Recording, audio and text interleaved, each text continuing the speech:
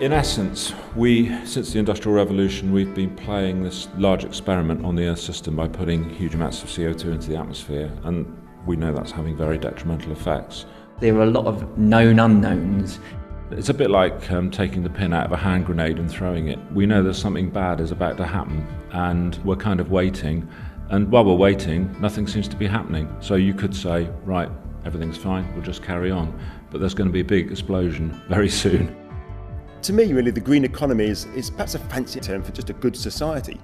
It's a question of how we change the economy from where we are now. We need to change that economy into what we're calling a green economy, which is more circular, so that we don't waste material and that we move away from fossil fuel use into renewable energy. And that will give us an economy which is fit for the future, for the long term. You can see that one of the big things that's going to be involved is migration. How are these plants and animals going to move around the country? Many of our plants as well will find it very difficult. So you could say that by 2100 there will only be room for Snowdon lilies on the very top of Snowdon. They're going to be losers because they'll have nowhere to go once they've got to the top of the mountains. The likelihood is that we shall have hotter, drier summers, warmer, wetter winters. We think that Wales is a very wet country.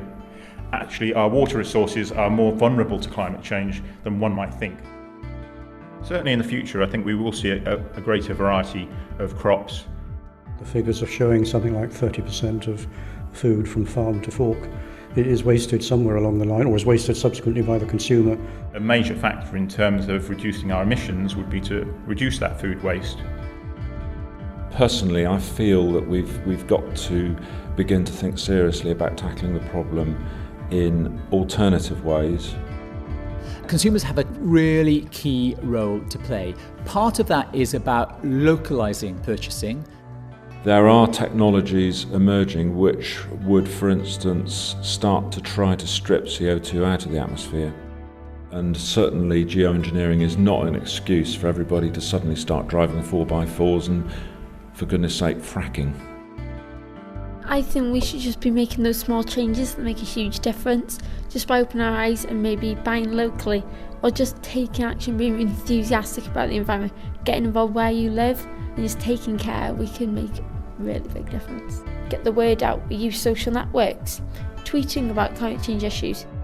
I think we're making a good start, but there is a lot more to be done. Tackling climate change is a marathon, not a sprint. So I think there are things we can do, but we've got to be aware that there are going to be big changes coming and we've got to plan for them carefully.